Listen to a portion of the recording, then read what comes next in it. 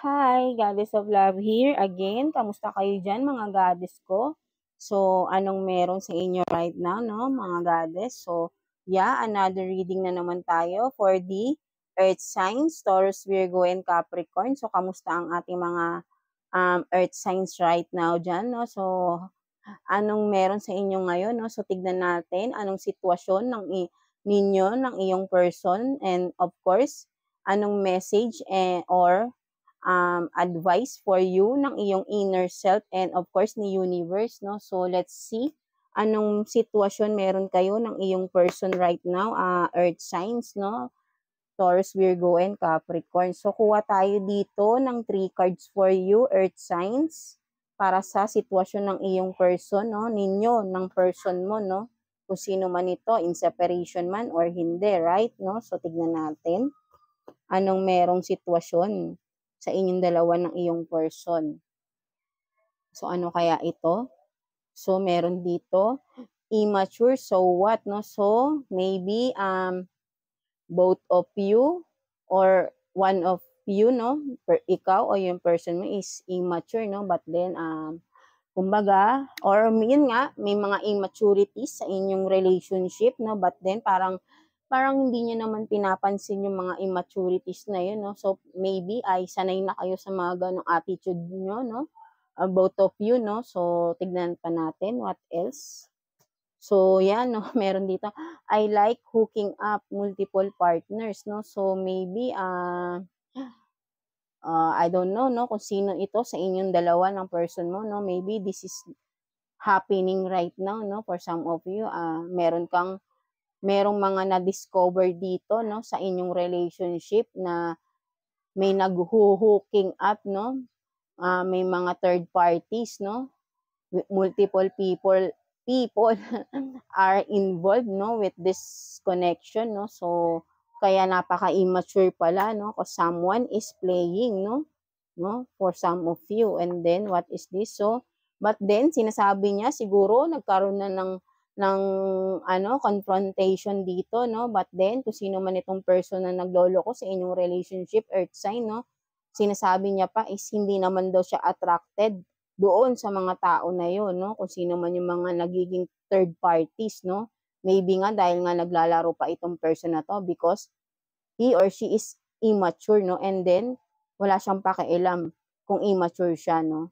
Because that is what, kumbaga, for him or her is, ayun ang personality niya, so what, no? Parang ganun, no? So, ayun ang sinasabi niya sa'yo, no? Or, maybe, sinasabi niya na, kaya nagkaroon siya ng mga multiple partners is hindi na daw siya attracted sa'yo. So, take what's resonate lang for you, no? So, maybe, medyo may magulong relasyon pala dito, for some of you, earth sign, no? So, I hope na sana, kung meron talagang hindi nagiging totoo sa isang relasyon, is sana ay maalisan na rin agad because it's a toxic, right, no? Ang hirap ng maraming nagiging third parties sa isang relasyon. Hindi healthy, no? So, what else? Tignan natin. Anong message ng iyong inner self, no? Message or advice for you, earth sign, no? Kuha tayo ng 2 cards here para sa iyong inner self, no? Message or advice for you, earth signs. So, tignan natin what is these cards.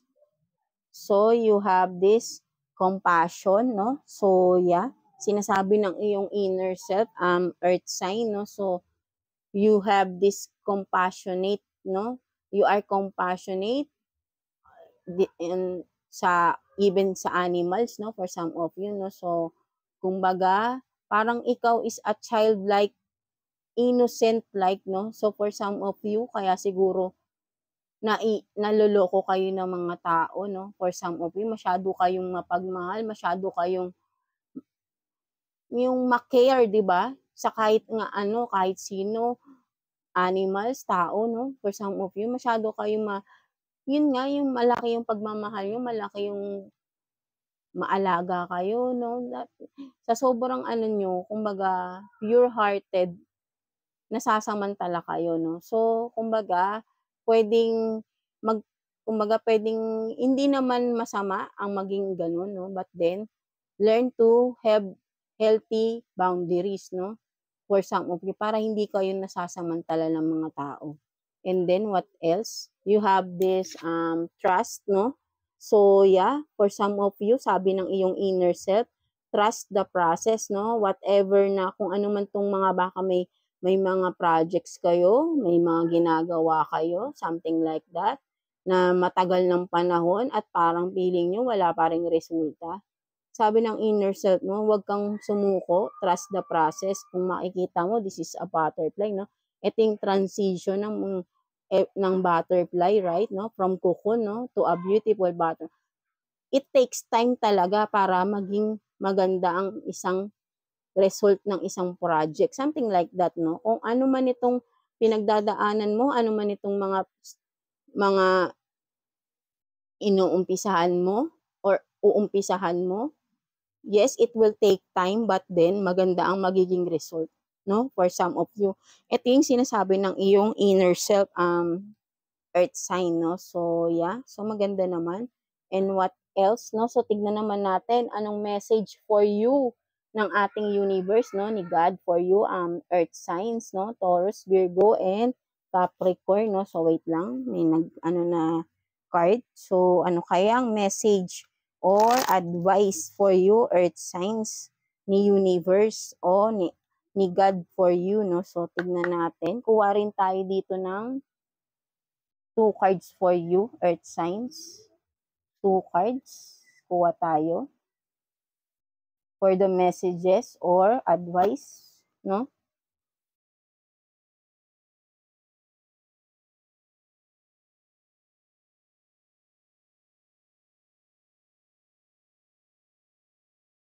So, tignan natin. Ano yan?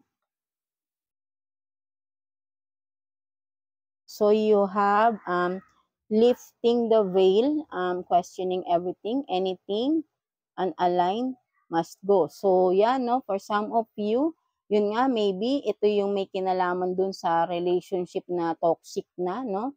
Na hindi na healthy, no? So, sinasabi sa'yo ni universe, ng ating God, no?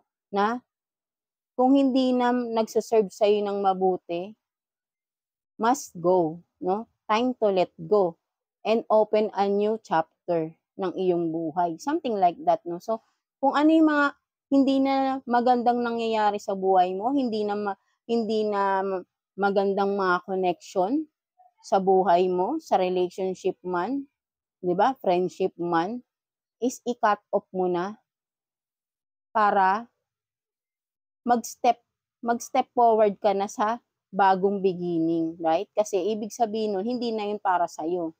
Kailangan mo nang i-let go, no? Earth sign. So, what else? Earth pulsing, pulse of the mother, slow down, time in nature, no? So, ito rin naman, no? Parehas nung sa inner self mo, no? So, sinasabi nga is trust the process, no? So, ano ko lang, kumbaga, step by step at marireach mo rin naman kung ano man itong gusto mong ma-reach na goal, no, right? And for some of you is take time for yourself, connect with yourself, no, 'di ba? For some of you, ito yung nakikita ko rito, time in nature. So for some of you na medyo siguro depressed or nawawalan na kayo ng oras sa sarili nyo, connect with yourself daw, sabi ni universe sa iyo, no? Take some rest, maybe a vacation for some of you, para makahinga-hinga naman kayo, no? So, maybe super exhausted na din kayo. Baka sa nature, it will help you to calm yourself, di ba? Right? Relax, di ba? Something like that, no? Makapagmuni-muni kayo, no? Makapag-rest ng mabuti. Diba? Something like, kumbaga ito ay kailangan nyo talaga ng rest, sabi sa inyo ni universe, no? So, yeah, that's it for you, earth sign, no? So, I hope naka-resonate kayo with this reading, no? And, yeah, please, like and subscribe sa ating channel, no? And, of course, no, always pray lang, ano man tong pinagdadaanan yung problema, basta kapit lang kayo kay God, huwag kayong mawalan ng faith kay God, and of course, faith sa inyong sarili, na lahat ng pagsubok ay malalagpasan nyo rin, no?